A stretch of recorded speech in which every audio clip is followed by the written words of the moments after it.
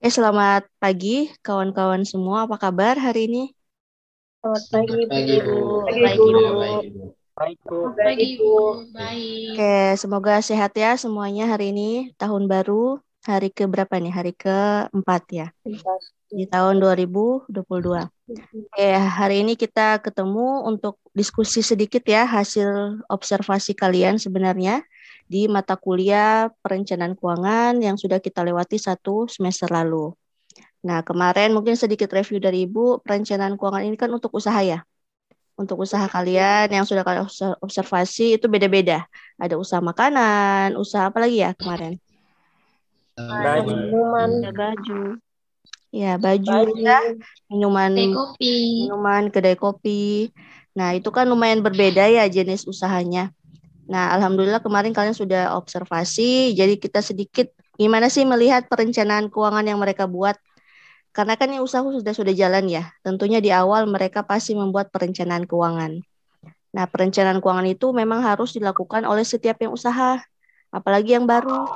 Walaupun tidak menutup kemungkinan usaha itu sudah jalan lama pun, dia harus tetap membuat perencanaan. Nah, gimana sih hasil observasi kalian terhadap perencanaan keuangan? Mungkin kita mulai dengan perencanaan kas kan ya, yang paling liquid di sisi aktiva sebuah neraca. Nah, siapa yang bisa bantu Ibu nih menjelaskan sedikit gimana sih perencanaan kas yang sudah kalian lewati, sudah kalian observasi kemarin? Saya, Ibu. Oke, Saya bisa bantu. Nuri, silakan Nuri. Nah, ya baik. Sebelumnya, seperti yang kita tahu bahwasanya kas itu adalah aktiva lancar berupa uang tunai yang dimiliki oleh perusahaan atau badan usaha yang digunakan untuk memenuhi kewajiban usahanya. Nah, tentu saja karena kas ini adalah aktiva lancar, jadi tentu saja perlu adanya perencanaan kas yang baik ketika kita akan menjalankan suatu usaha. Apabila tidak melaksanakan perencanaan kas yang baik, suatu usaha itu akan mudah mengalami kebangkrutan akibat dari adanya kekurangan kas maupun kelebihan kas karena tidak adanya perencanaan kas yang baik tadi. Nah, perencanaan kas dalam suatu usaha ini ada beberapa yang penting untuk dilakukan, yaitu yang pertama, kita tuh perlu menyediakan ternyata uh, persediaan kas kecil untuk kembalian konsumen.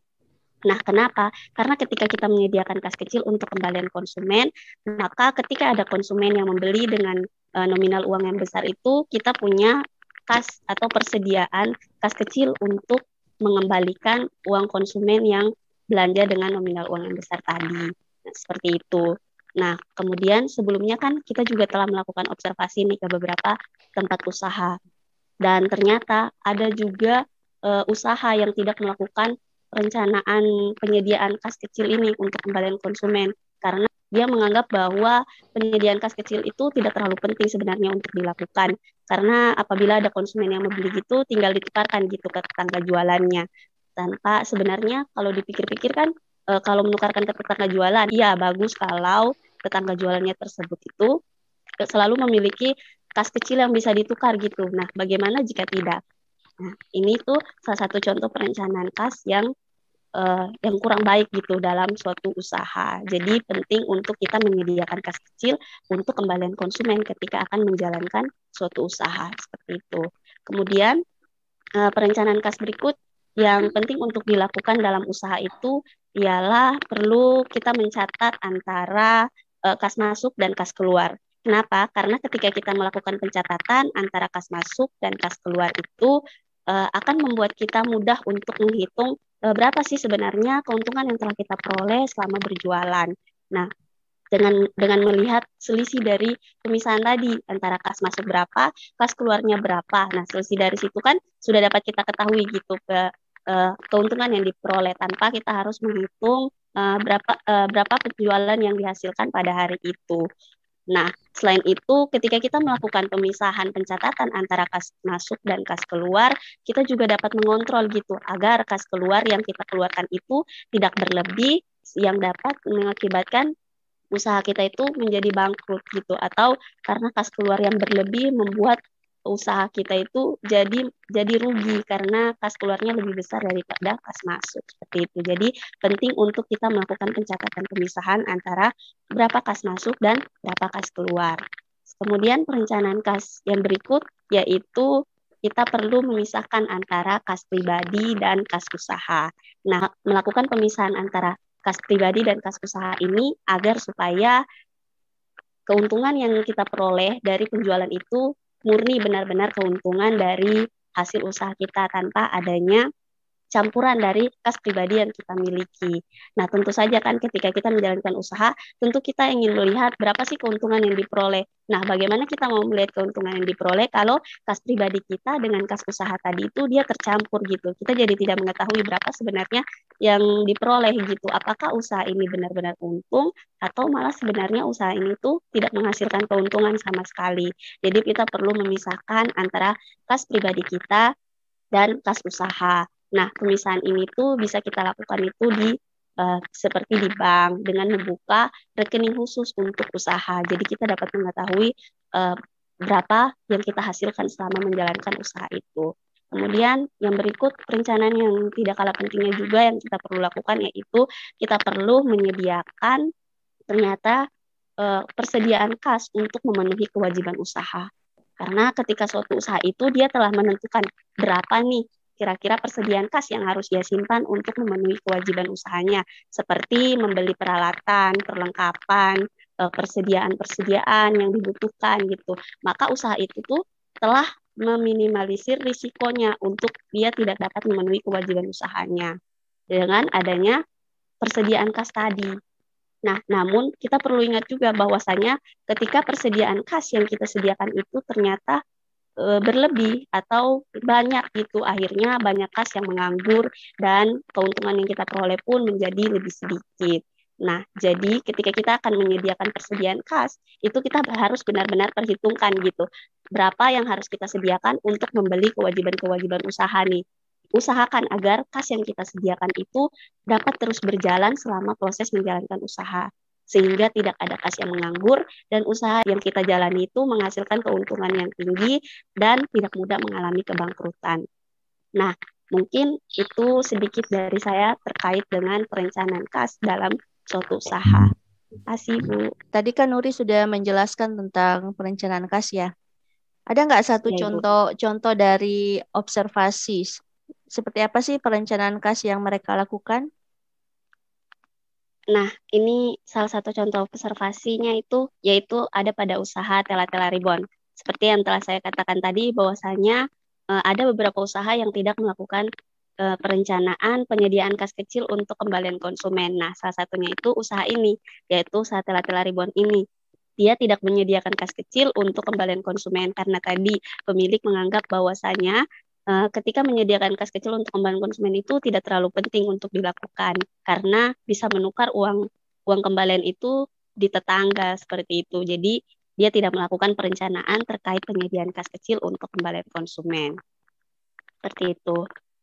Oke, kalau menurut Nuri, kira-kira apa sih efek kalau misalnya kalau jadi pembeli ya, pasti ketika si penjual harus nukar uang, itu resiko dia berpindah kan bisa juga kan ya, karena nggak ada uang Benar. kembalian.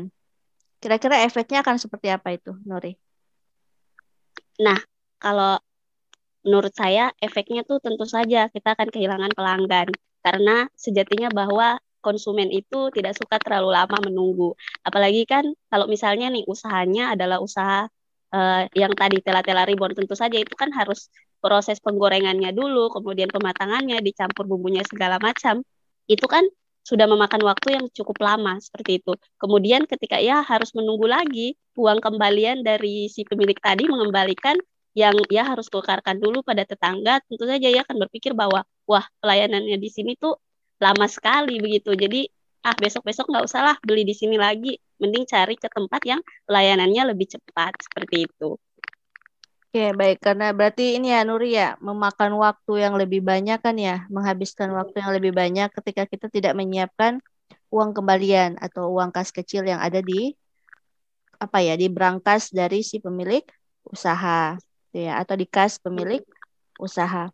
Baik, terima kasih Nuri. Jadi kas yang dimaksud uang tunai kan ya? Ya, Ibu. Benar, oke. Kenapa disebut paling liquid? Karena paling cepat bisa digunakan, yaitu uang tunai ya. Uang tunai dalam suatu usaha terbagi dua ya. Yang disimpan di bank sama yang dipegang sendiri di usaha tersebut. Yang mungkin kalau di dalam kas dari usaha itu digunakan untuk kebutuhan hari-hari ya, yang sifatnya kas kecil atau untuk pembiayaan yang nilainya nominalnya kecil ya. Terus yang kedua yang Ibu tangkap berarti harus dipisahkan antara uang pribadi sama uang usaha ya, karena kadang kita sering hilaf ya, uang usaha oh nanti diganti sama uang pribadi. Nah, itu kan lama-lama akan jadi bukit ya. Nah, akhirnya akan jadi kebiasaan. Akhirnya kita lupa membedakan nih, mana uang pribadi, mana uang usaha. Nah, itu.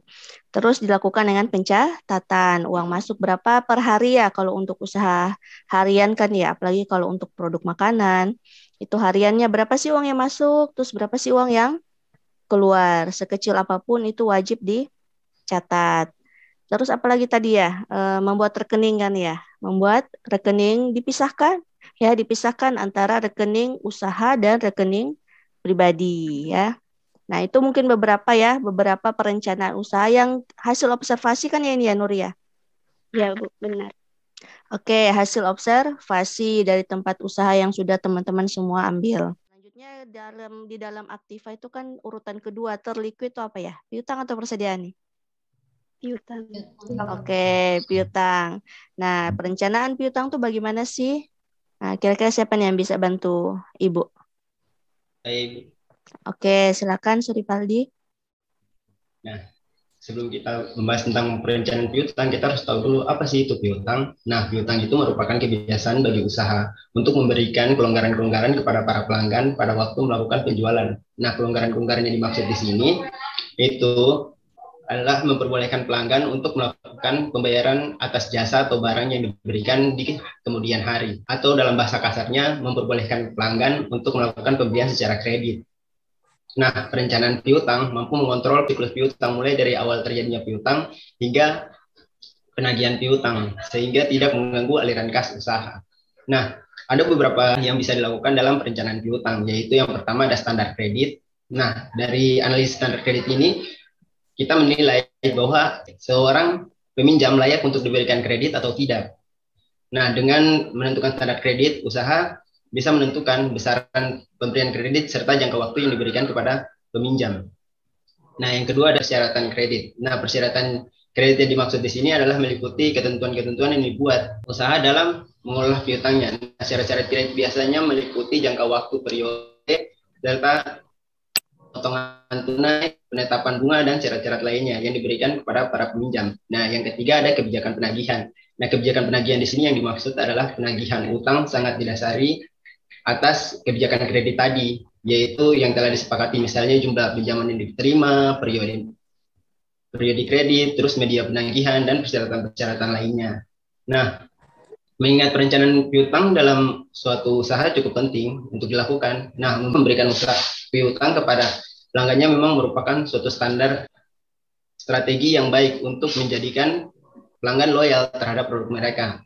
Nah, namun, piutang yang diberikan tanpa dasar perencanaan dengan baik akan dapat membuat usaha mengalami kerugian. Nah, hal yang mengakibatkan kerugian ini biasanya itu ditimbulkan karena risiko tidak tertagihnya piutang. Nah, dari beberapa hasil observasi yang telah dilakukan oleh kami, ada beberapa usaha yang memberikan piutang kepada para pelanggan dan ada yang tidak. Nah, yang tidak memberikan piutang kepada para pelanggan, mereka berpendapat bahwa dengan memberikan piutang kepada para pelanggan akan menimbulkan risiko tak tertagihnya piutang. Maka dari situ mereka berpikir bahwa oh iya, mending tidak usah memberikan piutang kepada para pelanggan.